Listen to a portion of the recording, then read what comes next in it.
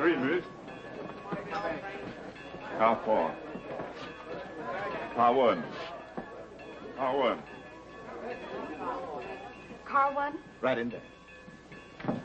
Right in there, buddy. Car 1. Car 3. That's it. Car 1. Thank you. Pardon me. Your bag. Thank you so much. Yeah. Car 3. Car 2. Car 1. Car 4. Car 1? I'll carry your bag, sir. Never mind, I'll carry it. Okay, boss.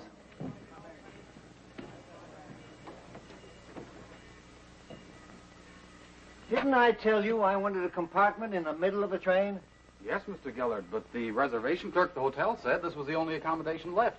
I told him who you were, and he did everything possible to try and meet your wishes. Oh, well, it doesn't matter, only I don't like riding so close to the engine.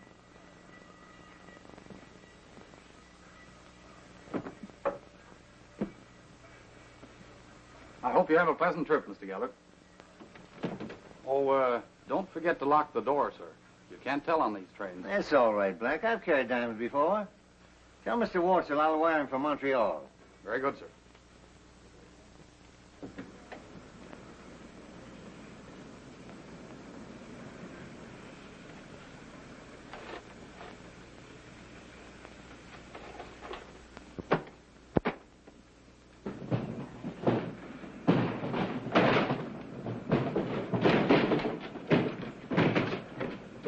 That's the work, Sable.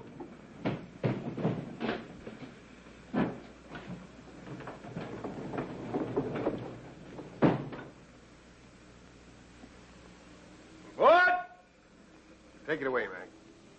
All right, Willie.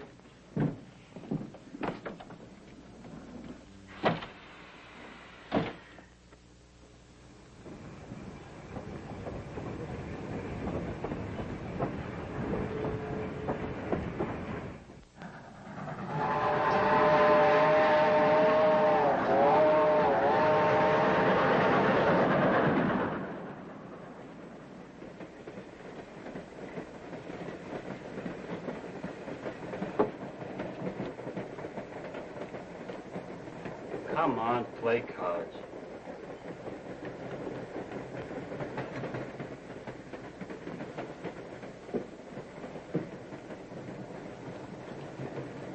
I say there, boss, you sure did scare me. I thought that was a gun you had in your hand.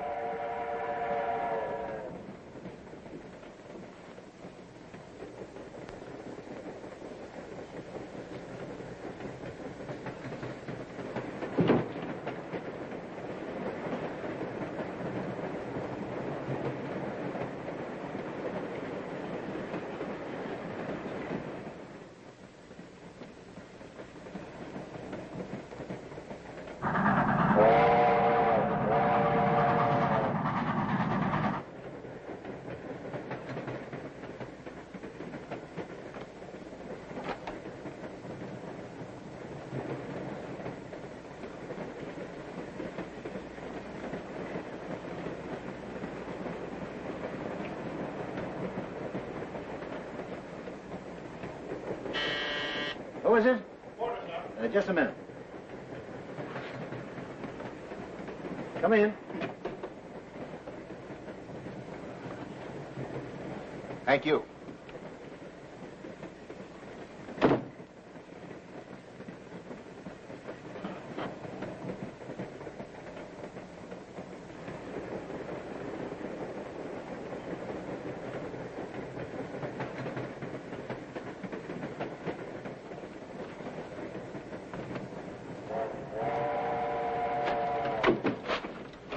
Get him up. Now, wait a minute. You can't get away with this. Move over and face that wall. Keep your hands up and your mouth shut. Get back there. No, don't!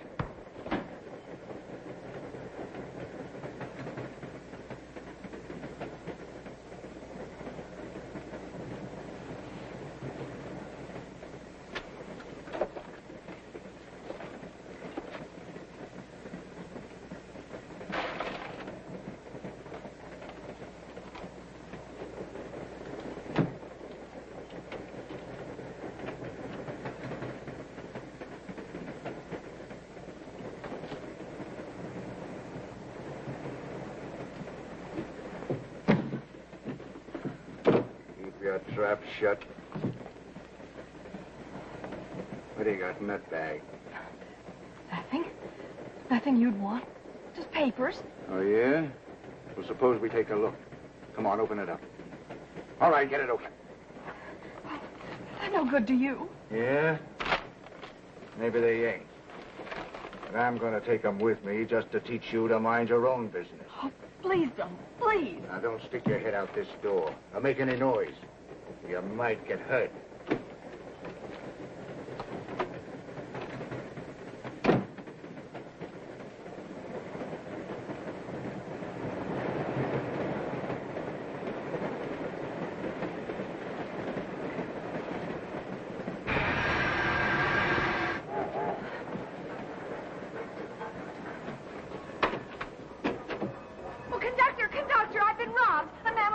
What?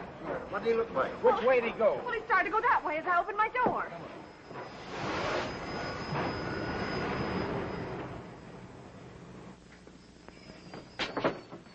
Walsh! What's this door doing open? The robber must have got off that way. What's all the excitement? What happened? I was robbed. He came out of the compartment next to mine. Did he have a gun? Yes, he did. I was afraid to scream. Looks like he made his getaway, all right. My. Oh, help me untie him. I was robbed. Robbed of $75,000 worth of diamonds. I tell you, he mustn't get away. He robbed me, too. What did he look like? I don't know. He snapped the lights out. He's a phantom. He don't need no light. All right, folks, back in the car. Oh, did you see him? Which way did he we go? didn't. Say, Tom. Yeah. You know I thought I saw the taillight of a car going down that road. But he disappeared so quickly, I couldn't be certain. Well, if you're right, that's where he went. But how you could time the robbery to stop the train just at this point is beyond me. May I ask what this excitement and hubbub is all about? I was awakened out of a sound sleep. Well, my good man, it's all over now. If you'll just step inside, we'll get on our way. Thank you. Thank you very much.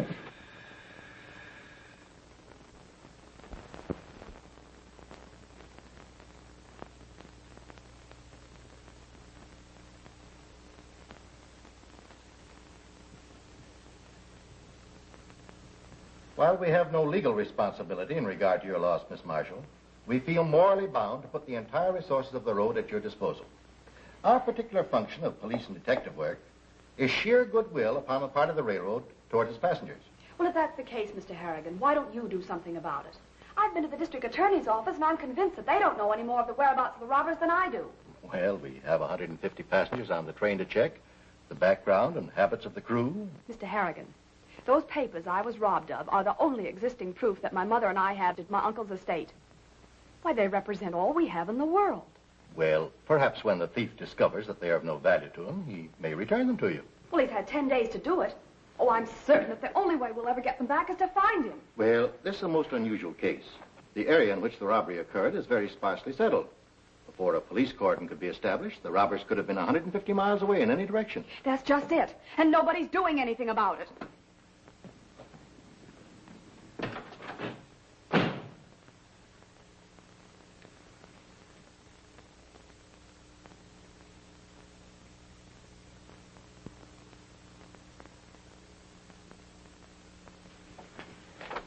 Here's the complete data on the Green damage claim, which is now closed. Tell Captain Harrigan if there's anything further, he can check with Green's lawyer. All right. This is the list of the crew on the Midnight Limited the night of the robbery. And, the young lady is here that Captain Harrigan sent over. Show her in. Come in, please. Mr. Lennon. Oh, yes. How do you do it? Miss Marshall, isn't it? Yes, I understand you're in charge of the investigation of the robbery of the Midnight Limited. That's right. Won't you be seated? Thank you. Of course, you understand, Miss Marshall, there's very little we can say at this stage of the investigation. I hope you're not going to start that. That's all I've heard from everyone I've spoken to since I was robbed. Well, I'd like to put your mind at rest about that. Unfortunately, the people you spoke to had nothing they could tell you. I don't want to make this sound too melodramatic, but it's essential that the utmost secrecy be observed in the development of this case. Now, a thoughtless remark giving away anything that we have learned could easily get in the papers. And thieves read papers. But the people who have been robbed, surely we're entitled to some information as to what the railway authorities are doing to recover our property.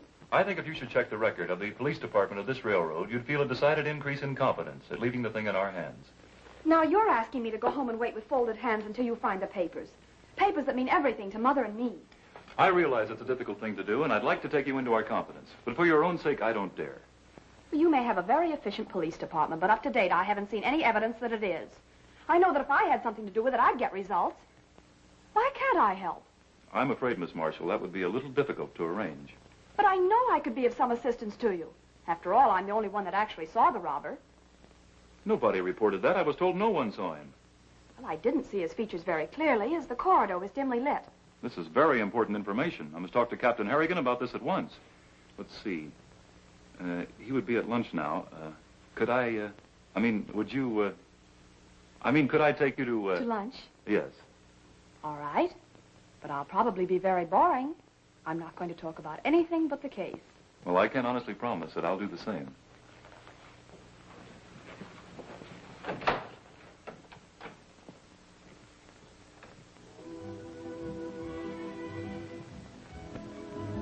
Now that I know how much your happiness depends on the recovery of those papers, it makes me more anxious than ever to crack this case. Well, I'm sure I could be of some use to you. Well, I'd do anything I could to help if you'll only let me. Of course, it's against our policy, but there's no doubt about it. It would be of tremendous value to have someone working with us who has an idea of what the crook looks like. How's the spaghetti? You like it, Mr. Len? Fine, Giuseppe, fine. Meno male, meno male. How about a little fruit now? Oh, just black coffee, please. 2 black coffees. Lasci fare a me, va bene. I'll make 2 copies right away. I hope I can convince Harrigan. Aside from the value of your having seen this man, it would be awfully nice working with you. Well, then you really think it's possible? We'll get right over to Harrigan's office just as soon as we finish and find out. And so, while the robber was busy with the diamond merchant, Miss Marshall heard a noise. She became frightened and looked out of her compartment door in time to see the thief coming out of Mr. Gullert's apartment. And you occupied the compartment next to the one that was robbed? Yes, that's right. Of course, the light in the corridor was very dim, and the brim of his hat partially hid his face, but she got a good impression of him before he reached in and snapped out the light. Are you quite sure about being able to recognize him? Yes, I am. He walked 2 or 3 steps, and I got a fair glance at his face as he came toward me. I was so frightened at the time that everything seemed hazy, but I've thought so much about it since that his features have become fixed in my mind. Of course, Miss Marshall can't naturally give a very clear picture. Would you say that he was dark or light? Dark, medium height, thin, and sharp-featured. Oh, Captain, Miss Marshall wants to work on this case with us. What? In view of the importance of having someone on call who has actually seen the robber, I think it advisable that we make an exception in our rules and accept Miss Marshall as a temporary member of the force. Well, if in your opinion her knowledge is vital to the case, then I guess there's nothing more to be said. Thank you. Welcome to our company.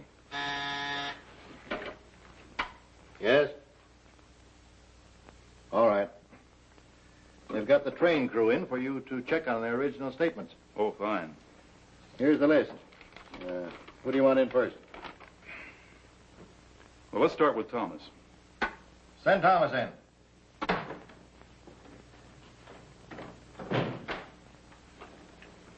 Oh. Hello, Tom. Mr. Lemon wants to ask you a few questions. Oh, Tom. Now listen, Val. Now, don't get huffy, Tom. We've got some things we want to clear up. Well, just a minute. I've been with this road for 20 years. No one can point the finger at me. Now, relax. No one's accusing you of anything. We just want you to help us. But I've already told Captain Harrigan everything I know. Yes, I know, but look. Now, for instance, do you remember where Walsh was standing beside the train when he thought he saw the automobile taillight? No, the fool didn't say anything about it until he got back on the train. And you can't think of any other thing that happened out of the usual routine just before the robbery? Oh, I've gone over it a dozen times in my mind, and everything I can recall you've got. Okay, Tom. Thanks a lot. Send Kranz in.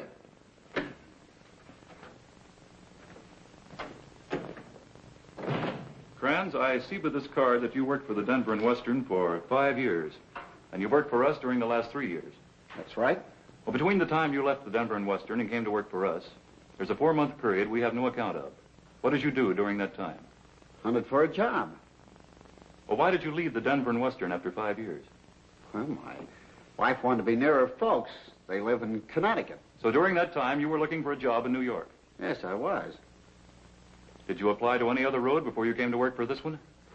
No, my wife wanted me to quit railroading, but it seems that was all I knew. Okay, Kranz, that's all. Thank you. How about Walsh? Send Walsh in.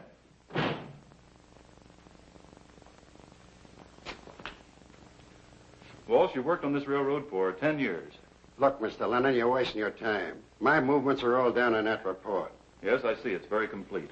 But I've got a job to do. Now, just what part of the train were you on when the robbery took place? I was 2 cars away, and I can prove it. I didn't see anybody for over an hour before it happened. After it happened, no one passed me. Why should they? The train had stopped, the thief opened the door and jumped off. It's simple. Yes, it's true. It's very simple. But that's what's wrong with it. It's too simple. Now, did you see anyone running away from the train? No, I didn't. But I thought I saw the taillight of a car down that road. That's all anybody does in this case is think. Nobody has any evidence they can swear to. Why do you have to think all the time? Well, I'm not going to say something that I'm not sure of. I thought I did see a car, but it was gone almost immediately, so that I couldn't swear to it. There you are, Val. Another one who thinks. I'm afraid that's what we're going to have to do a lot of, Captain. That's all, Walsh. Let's talk to Willie, the porter. Send Willie in.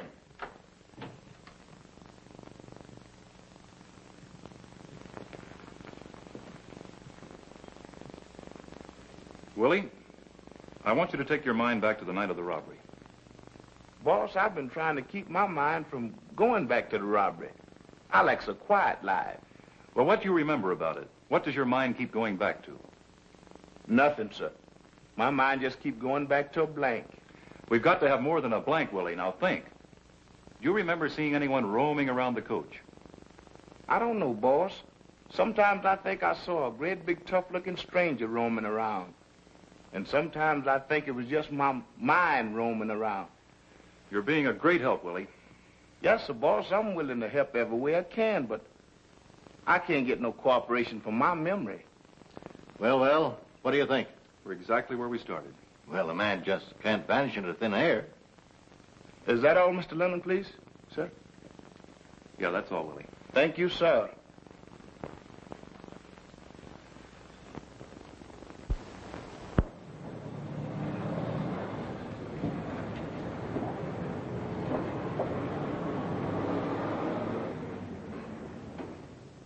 Say, who do you think's checking in? Who? Jake Pringle. Jake Pringle? Yeah, you heard about all the money he won last night, didn't you? No. You did? Yeah, $60,000. 60,000. How long's he staying? Oh, he's going to leave again tomorrow night, and he's coming over to see you about a reservation in just a minute. Yeah, where's he going? The races? Yeah, and boy, if he hits those bookies the way he took that mob uptown last night, you'll be able to hear him yell all the way down here. I wonder if it's on the level all those big-time gamblers carry their money with them. Sure it is. I've known plenty of them right here in this hotel. They all do it. Well, how do you do, Mr. Pringle? Hiya. Say, I want you to get me a compartment on the Midnight Limited for Montreal tomorrow night. Yes, sir.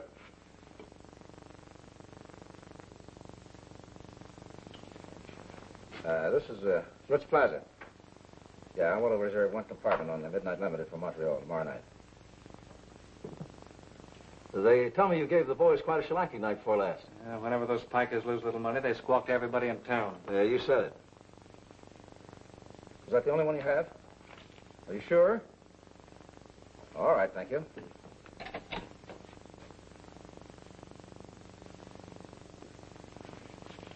Well, there you are, sir. I hope you have a pleasant trip. Say, where is this compartment? Well, that's well up forward. That's next to the baggage car. I don't want it next to the baggage car. I want it near the middle of the train. Well, I'm sorry, Mr. Pringle, but we're lucky to get that. That's the last one on the train. Okay. Come on, son.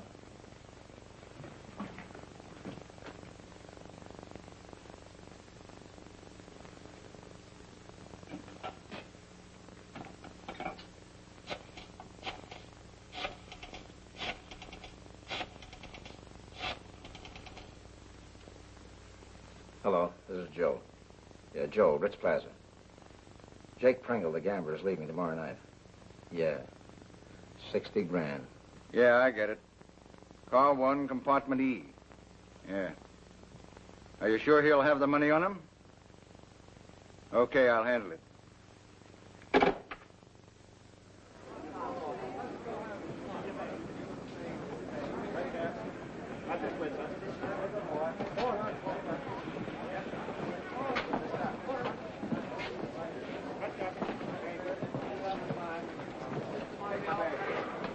I didn't know detectives had such long hours. You ought to have a union or something.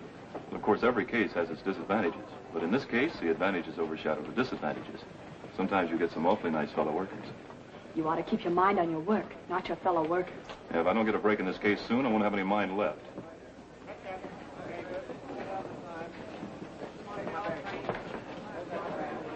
Look, Where? that little man over there with the derby in the bag. I'd swear he was on the train the night it was robbed.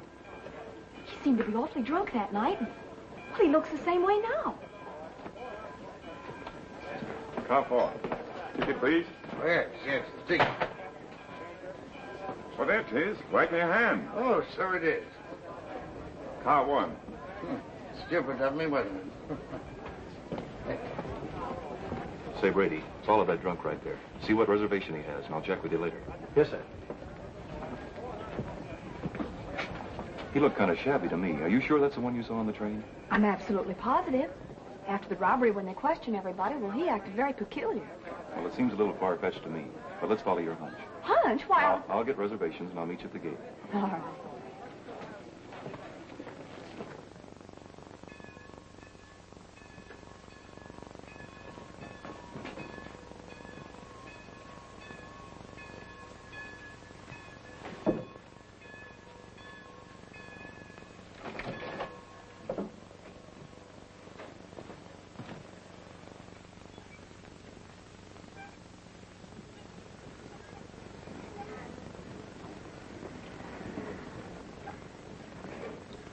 I saw Lennon out near the gate tonight. He's certainly taking no chances on another robbery. I think it'd be better if he spent his time trying to crack that first case. Oh, I don't know. Just take a look at that boy's record.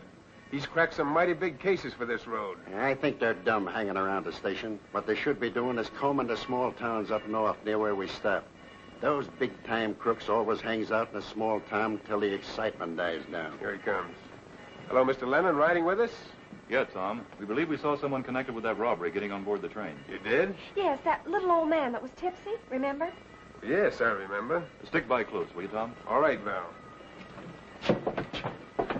Compartment D went right in and shut the door. Did he see you? Didn't look around. Well, that's fine. Now, you understand your instructions. You're to watch the front end of the compartment car, and I'll stay here. Now, if he comes out, don't do anything. If he asks you questions, just tell him you're there to guard the baggage car. Now, if he reaches for the emergency card, put him under arrest at once. Yes, sir. You'll have your men in the other coaches, huh, Tom? That's right, Mr. Lennon. Okay, boys.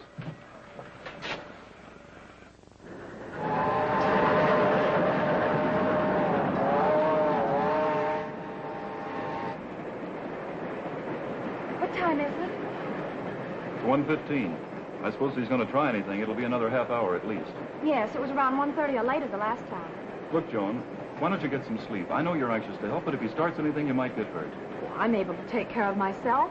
After all, I'm a grown woman. Yes, I was fully conscious of that the minute I met you.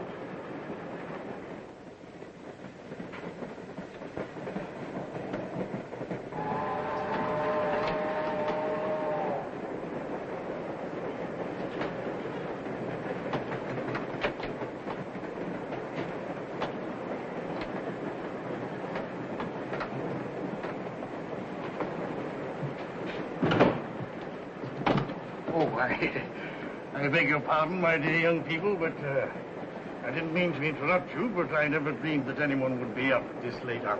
Oh, it's quite all right. We were just saying good night. But aren't you up a little late? Insomnia, my dear boy. The curse of those that have weighty problems on their minds. But I'll not interrupt you. I remember the old saying that two is, well, I'll go back to my compartment and immerse myself in the classics. Oh, pardon me. Yes. Do you have a match? I'm sorry, sir, but not being addicted to the use of tobacco, I carry no matches on my person. Smoking is apt to get such a hold on one, don't you think? I beg your pardon, sir. It's too bad that you're not able to sleep. Do you travel much on this train? I despise trains, and I never enter one unless I am forced to do so. Good night. Good night.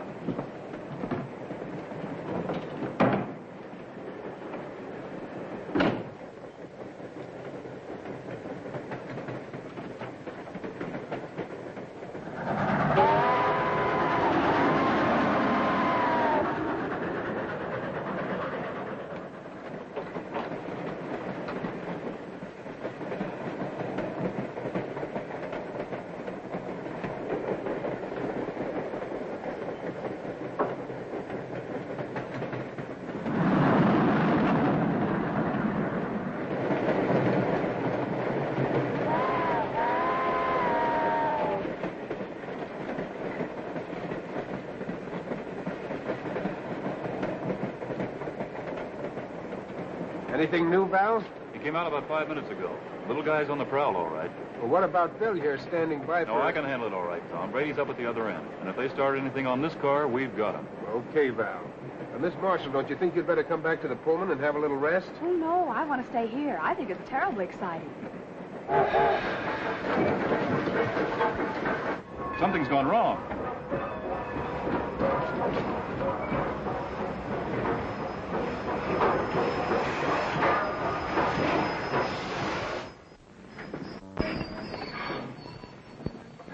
They got poor Brady. That door's open again. Willie, go back to compartment D and see if it's occupied. Yes, sir.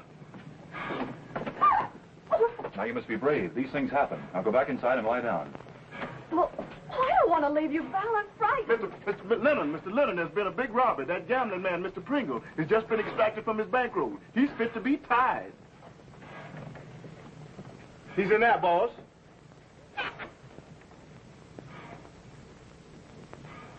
About time somebody came.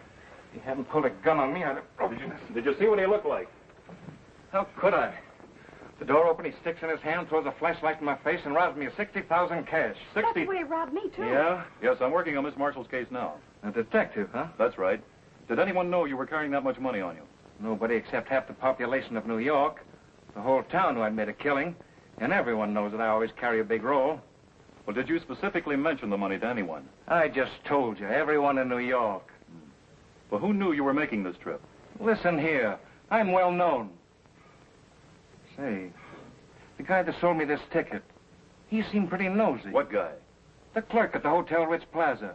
He made some crack about that poker game I was in. Well, we'll go into that later. Right now, we'll have to search the train. Go on over the train. Yeah, you'll probably be sitting up reading a book waiting for you. Why, there's no sign of him anywhere, Mr. Lennon. I tell you, the whole thing is downright crazy. He didn't pass the engineer in the front, and the brake went on the rear. The train jumped off immediately and didn't see a thing. Why, there's nothing but brush out there for miles. I see. Well, in the other robbery, the train was stopped at a crossroad, and it was fairly well established that a car was waiting. Now, where's the road and where's the car? Well, then he might still be on the train. Oh, that's possible. I thought of that. We'd better get underway. Send a message to the police at the next station. Tell them what happened and say I want this locality searched thoroughly. I'll take care of it right away. Oh, Willie. Yes, sir. What about that fellow in compartment D? Oh, yes, sir, boss. What about him? Never mind, Willie. Never mind.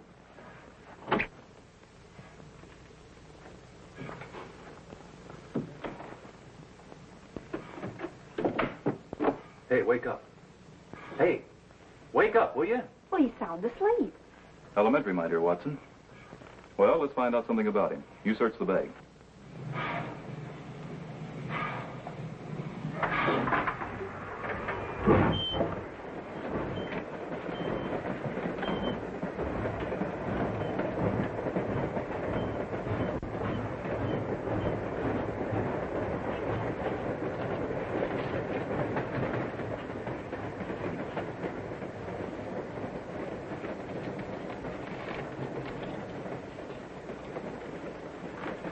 Nothing in here but a clothes. Mm-hmm. Well, how that fella got away is something I'm going to find out or give up my job. Come on, let's search the train.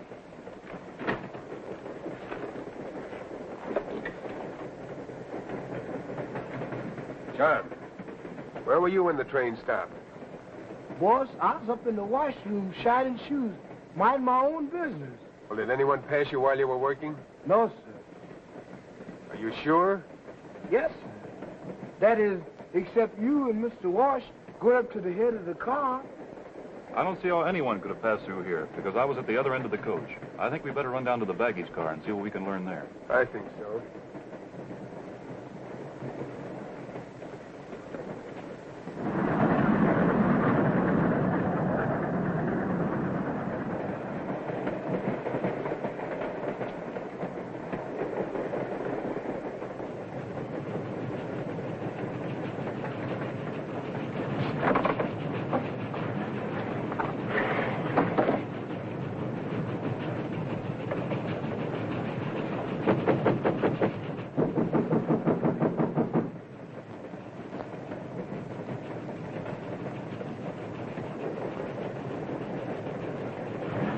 Open up, open up. No one's allowed in here. Open up, Kranz. This is Lennon.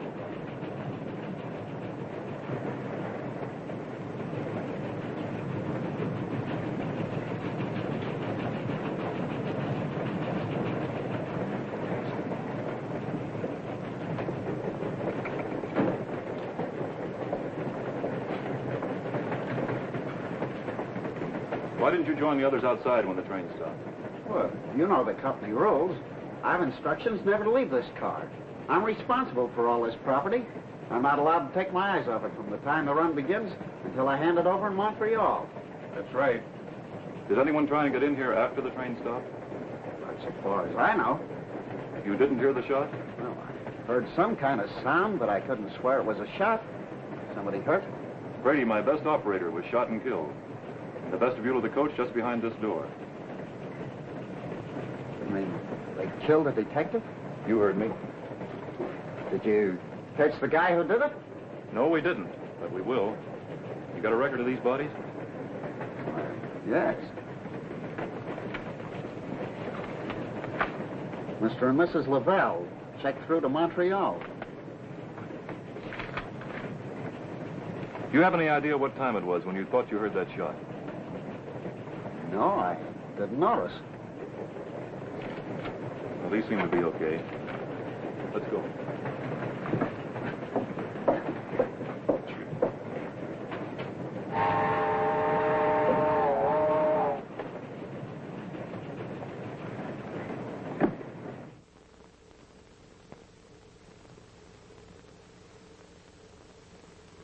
Then I can leave it in your hands, Inspector, to check the possible suspects among the passengers. I've already given orders, Mr. Lennon, for a complete checkup on their backgrounds and destinations. I'll be able to furnish you with complete data inside of 2 days. Well, that's fine. Now, with your permission, Inspector, I'd like to be able to join the men you stationed at the railway terminal and check up on the passengers who came up with us, in case any of them are returning on tonight's train. Certainly. I'll give instructions to have the men completely at your disposal. Well, that's very kind of you. Now, as I told you before, I feel sure there was at least one accomplice on the train. You mean the one you call the professor? Yes. It may be just a chance, but I don't want to overlook the slightest possibility. I have a good man following him. We'll get his report later. Well, that's fine. I'll keep in touch with you during the day. I'm returning to New York tonight. Thank you, Inspector. Goodbye.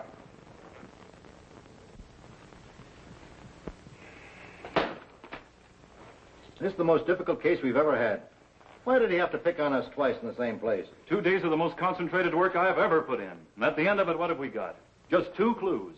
First, that both the diamond merchant and Jake Pringle got their reservations at the Ritz Plaza.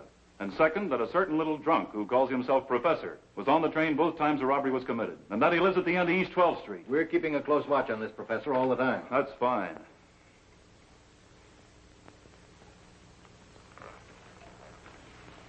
What you need, young lady, is some sleep. But first, how about something to eat and drink? You know that little spaghetti place that stays open late? You're getting to be a mind reader. Look, there's nothing further we can do tonight, Captain. I guess not. Come on, Dr. Watson. Okay, Mr. Holmes.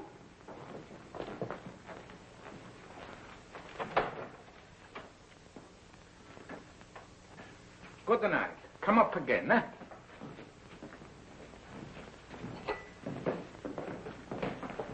Mr. Len, what's the matter? You not come to see me 2 or 3 weeks. Giuseppe, if I told you what I've been doing for the past 2 or 3 weeks, you wouldn't believe it.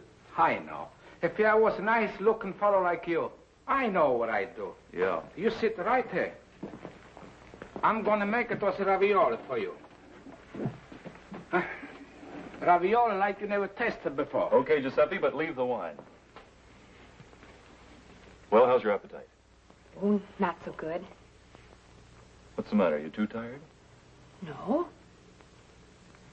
I know, darling. We've been working you too hard. Val, if my getting back those papers would have mean your life, I'd never forgive myself. Now, don't let it get you down. But Val, it could so easily have been you on the other end of that coach instead of poor Brady. Look, honey, if you were to find those papers at home tomorrow in your handbag, I'd still have to go on. Don't forget there was a fortune lost in diamonds. Not to mention that it's my job to get the criminals who killed Brady. I know I can't stop you.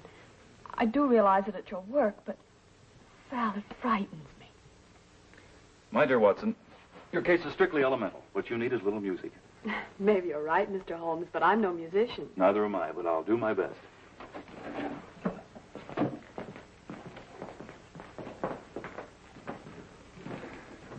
Now, you stand right there.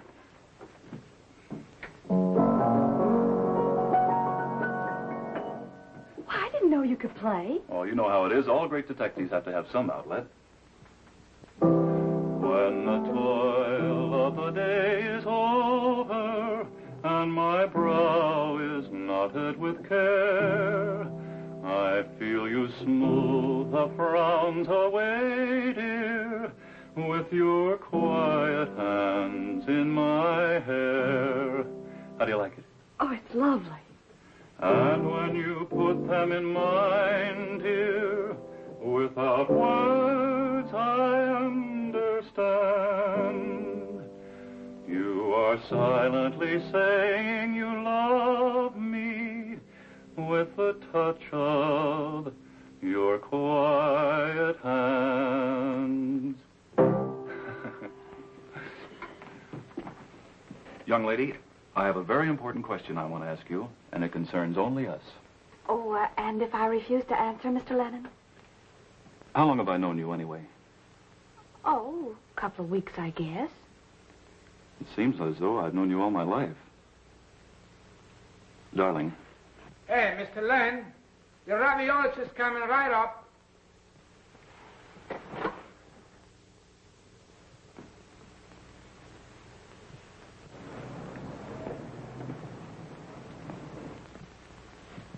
Hey.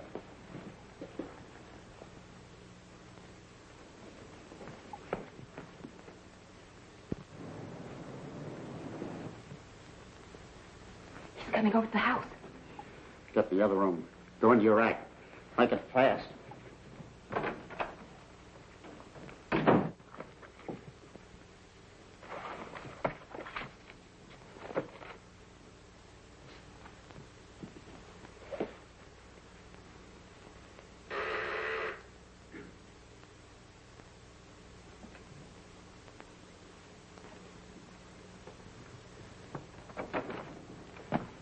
Oh, hello, Joe. Hello, Abel. It's not that it doesn't make me happy to have you call, but what's the idea? Well, it's just a further checkup, Abel. But don't take it personally. I'm not going to take anything personally. It seems to me you fellas are carrying this thing a little bit too far.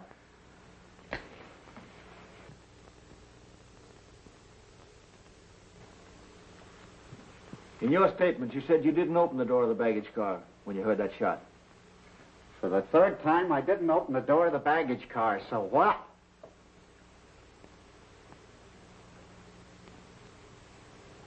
You live here alone? No, my wife lives with me. Where is she? May? Yes, Abel? Come in here a minute. Did you want something, Abel? I want you to meet one of the boys, Mr. O'Neill. He works down the railroad with me, my wife. How do you do? He's a railroad policeman. Well, you see, Abel was on the train when both robberies occurred. And I was sent over here to check over your house. I got some crazy idea that maybe I saw the robber on the train, the phantom robber. Oh, it's only a matter of form, as you might say, lady. You see, I get my orders and I have to carry them out. Well, you haven't got anything to hide, have we, May? No, but I sort of hate to have a stranger... Oh, he isn't a stranger. He's supposed to be a friend. Well, it's all right, I guess. But I do hope you won't mess up my linens. No, I'll be careful. Well, why don't you come with me, Mrs. Krantz? Maybe I'd better. Men are pretty clumsy.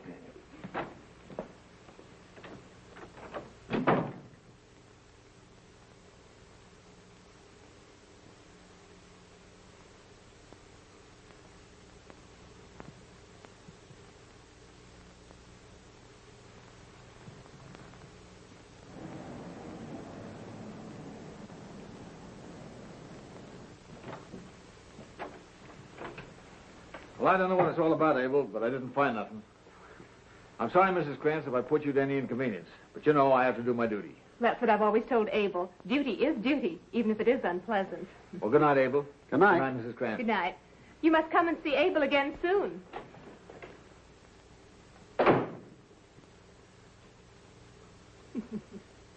Well, I gotta hand it to you, kid. You are swell. You must come and see Abel again soon.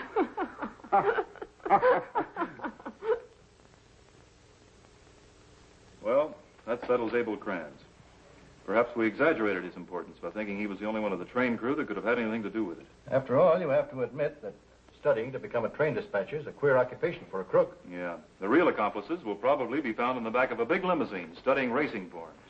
I suppose there's no way we could get a list of the names of the passengers. We have a list of all the passengers, but crooks don't give their real names. Well, then you know the names of everyone that was on the train both times? Everyone, except one, the crook, who got away after the robbery. Well, then it would be possible to check and see if there was anyone on the train during both robberies. We have, but only one made the trip both ways. That was our old friend called the Professor. Oh, by the way, Montreal said that the Professor delivered an envelope to a man there in the station who made a successful getaway. I can't get it out of my mind that he's mixed up in it somehow. But still, he's not the type for that sort of work. Maybe. But they wouldn't hire anyone very important to do what, after all, is only a messenger boy's job. But nevertheless, isn't it rather a strange coincidence that he should have been picked to make the trip on the same occasion as both robberies, and in the same car? Yeah. Well, look through your records and see where compartment E on the first trip and compartment D on the second trip were booked. That's right, I'll hold on. I just thought of another lead. I'm checking on it now. Hello? Yeah. Is that so? Both from the Ritz Plaza? Well, thank you. You've been a big help. Our first break. We know that the diamond merchant and the gambler both got their reservations at the Ritz Plaza. And I just found out the Professor got his at the same place. Was that important? Important? I'll say it's important. Look, the gambler, the diamond merchant, and the Professor all got their reservations at the Ritz Plaza. Now, that's more than a coincidence. They were on the same train and in the same car. Somebody in that hotel had knowledge of the trips those men were going to take. I'm going to talk to that Professor again. Send a man over to pick up the Professor and have him brought to Captain Harrigan's office right away. He'll be here in half an hour and we'll put him through the hoops. What are your means of support? As an humble member of our economic system in this machine age, I, like everyone else, work. You thought I had an income? I ask you where you get the money to live.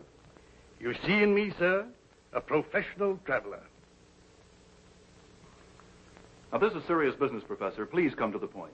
Why did you travel? Where and for whom? Now you've placed your finger on it, sir. The fly in the ointment, as it were.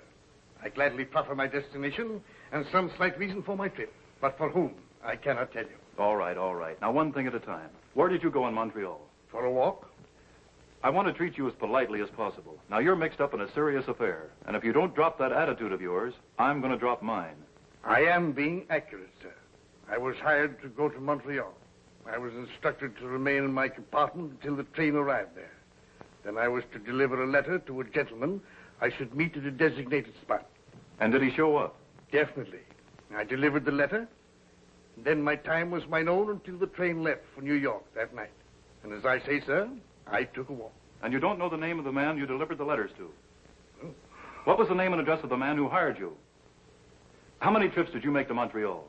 Only 2. And both those trips were made on a train which was robbed while you were on it? A coincidence, my dear sir. I give you my word, absolutely a coincidence. I know nothing whatever what occurred while I was on the train. How did you get the job? I was seated at the park bench taking the morning sun, which has been my wont for some years, when I idly picked up a newspaper which some kind soul had left and scanned the want ads. Oh, not that I expected to find anything that would fit my peculiar talents, but I ran across this advertisement.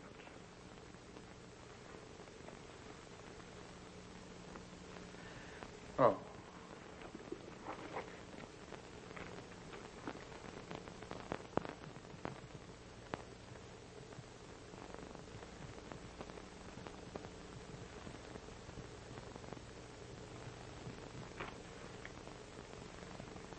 What was the name of the man who hired you? That I was given $50 not to tell. And we Van Bellens never break faith. Not when we're paid $50.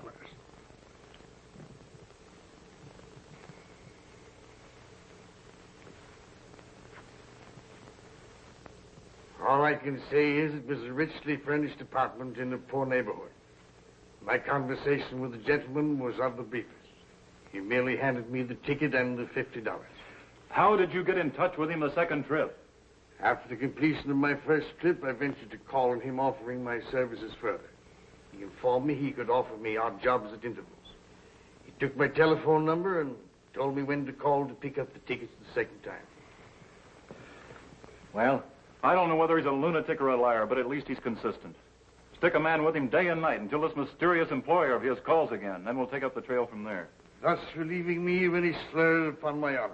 And I can accept the $50 with a clear conscience. It was given to me not to tell the name of my employer. And I shall not do so.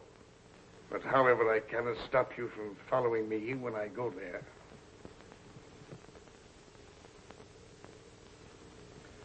I don't like this plan of yours, Val. It's dangerous business. Somebody. Yes, I know it's got to be done.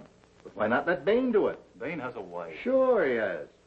Unless I miss my guess, you're going to have one yourself before very long. Why not give her a break? Look, I'm sure I've got this thing figured out. I'll stake my job on it. If anything goes wrong, I'll take the blame. Well, all I can say is good luck, Val.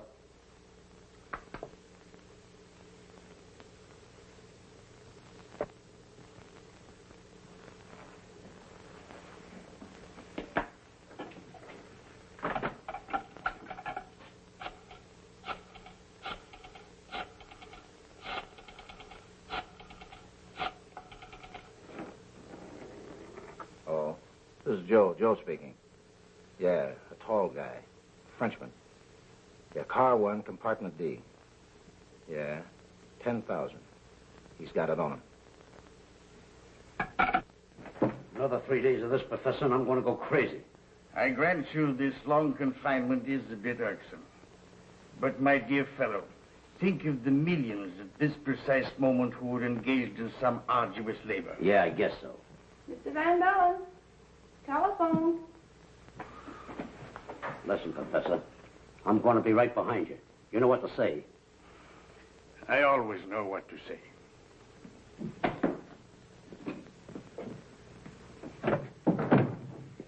Hello? Yes, this is Van Bellen. Oh, yes, quite free. Very well. Where? 38th and 9th Avenue. Yes, I understand perfectly. Thank you so much. What do you say? He wants me to go again. Says he's moved. Wants me to pick up the ticket in an envelope at 38th and 9th Avenue, some sort of store. Uh-huh.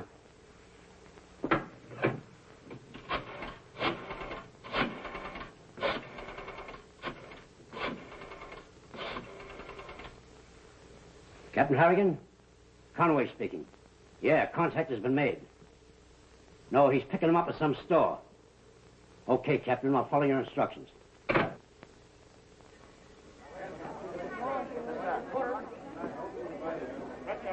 I've already made arrangements with the Pullman conductor for whatever space you'll need to plant your men. Okay, thanks. Well, I'd better get on board. You know my compartment, D. Now, I'll wait there till you have your men planted. Then you can come along and we'll make final arrangements. That's right. There's no use in you being here. You might as well get back on the train, and then when he comes aboard, you can spot him.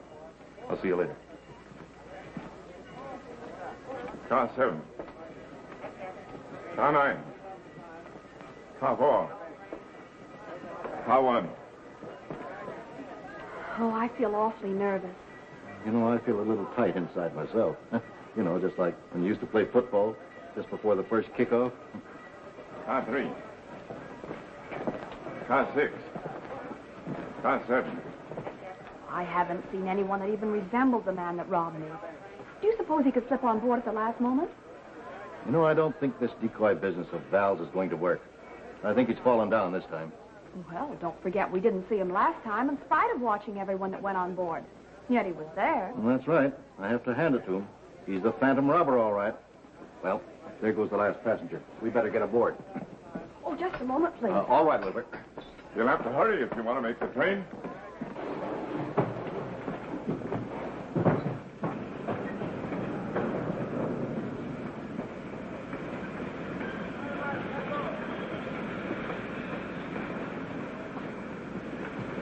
That's everything, Abel.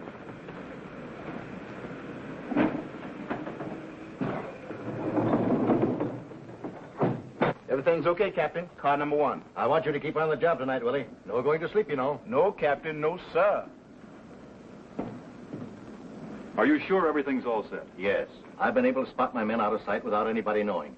But they told me they hadn't seen anyone resembling the description of the man Miss Marshall gave them coming through the gates or getting aboard the train. No one's infallible. I'll stake my reputation on having figured this case out. I know the murderer's on this train. But why put your life at the mercy of a killer? Oh, Val, I want you to drop the whole thing. I don't want the papers at that price. Look, Mr. Gellert wants his diamonds. Jake Pringle wants his money, and I want that gang of crooks. Now, I know exactly what's going to happen. I'm in no more danger than you are. But why jeopardize your life for the sake of papers and diamonds? But it's beyond that now. That man killed a policeman. I'm certain that sometime tonight he's coming in this compartment after this money. And make sure when he comes out he doesn't see anyone. Wait until he's in the front vestibule before you come to release me. I think we should grab him when he starts in. Oh, yes, please, Val. Think what would happen to you if he got excited or alarmed. Now, don't you worry. I'm not going to resist him. Remember that. Well, we're going to be in this next compartment. And if we hear anything alarming, we're coming in here, plan or no plan. Come on, Miss Marshall. Oh, you will be careful, Val. All aboard! All right, Willie, we're off.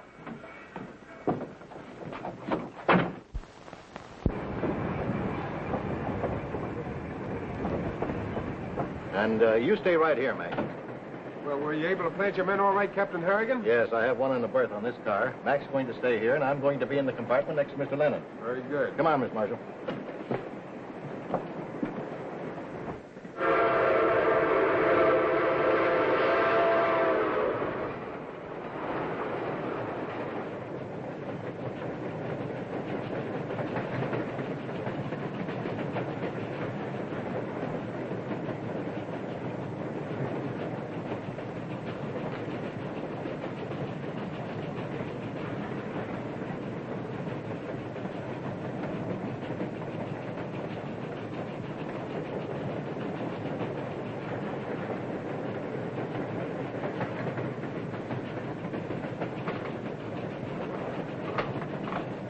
My dear estimable railway detective, as much as I esteem your companionship, I hope it'll be terminated very shortly. You better hope that it'll be terminated happily. Curiosity has never been a failing of mine, and even now, I have no interest in the reason for your companionship. So here's to a quick trip and a quicker goodbye. Down the hatchway, Professor.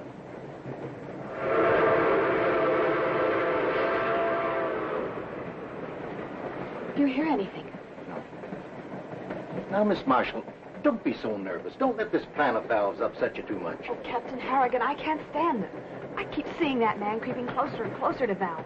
And when I realize that he's a killer, a murderer, well, it's all I can do to keep from screaming. Listen, if I didn't have the utmost confidence in Val's ability to take care of himself, I never would have okayed this setup. I'll see that nothing happens to him. Now, relax.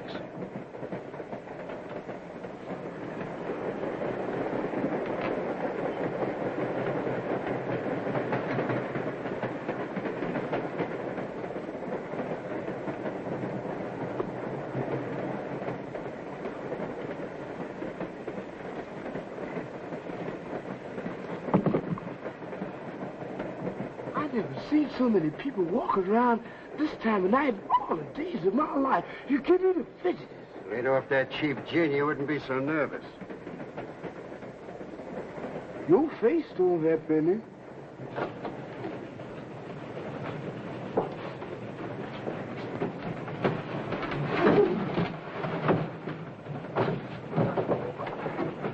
It's the last time I'm going to ride in one of these. It's getting on my nerves, I tell you. Well, if you can think of a smarter idea, just let me know. Yeah, well, you better pick up a new one. I ain't going for this stuff no more. Next time I ride in a coffin, I'm going to be dead.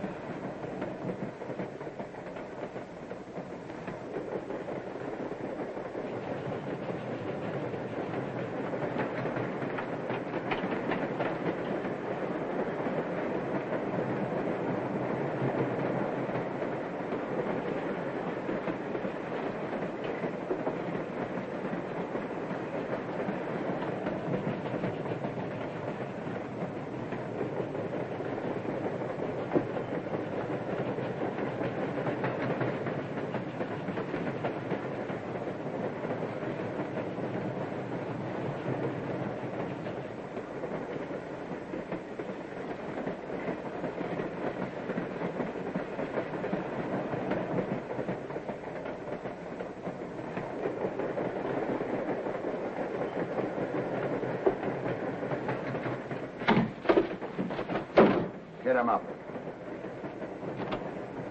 Keep your fingers crossed. He's just going into Val's compartment now. Monsieur, what do you mean? Button up your trap. Turn over on your back. Come on!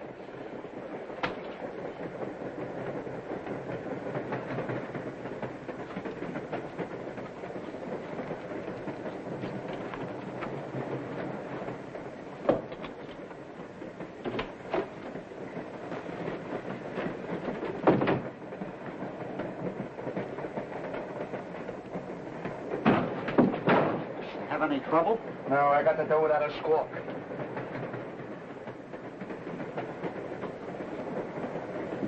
Val, darling. Are you all right?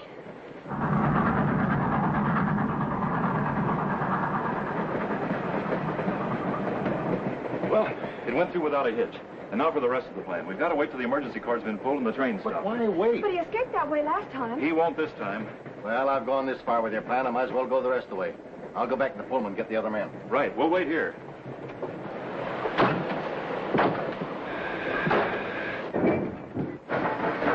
Get Sam, quick.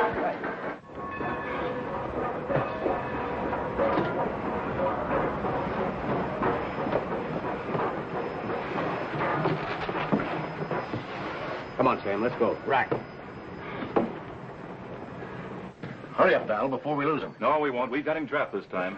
Well, I'm going with you. Well, no, you promised to do as I asked. Now, I'll be back in no time. Come on, Harrigan, let's go.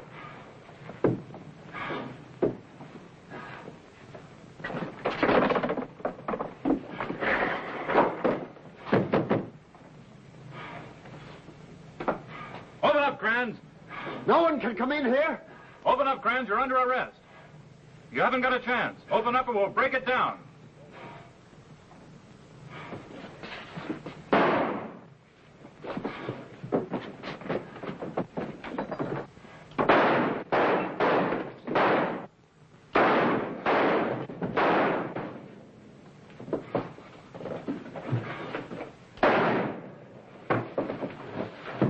Watch yourself, Captain.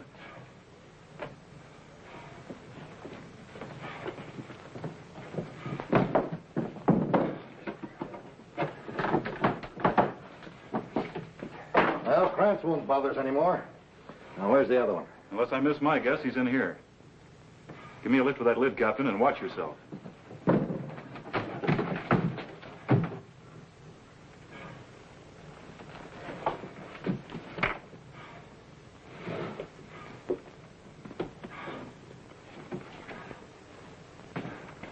Well, that's the last of them.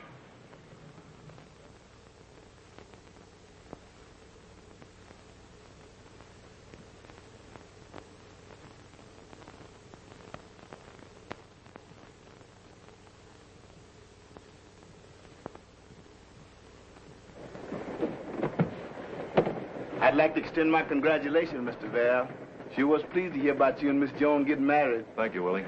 Yes, sir, marriage is a fine thing. Ain't nothing like married life. Oh, Willie. Yes, sir. Get the rest of our bags, will you? Yes, sir. Darling.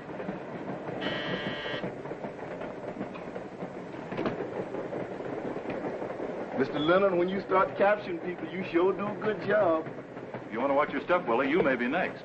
Yes, sir, but I'm on my good behavior now, boss. Ain't gonna be no phantoms on this trip with you alone. Good night, sir. Good night. Mr. Holmes, you can't put me off any longer. How did you know that man was in the coffin? You remember the bodies of Mr. and Mrs. Lavelle that were being shipped to Montreal the time Brady was killed? Of course. Only one reached its destination. Well, where did the professor come in? We found that he was unwittingly escorting coffins, which the killer used as a means of getting off the train. My. Did I ever tell you what a clever man I married? And did he ever tell you the cleverest thing he ever did? Not yet. Tricking you into marrying him.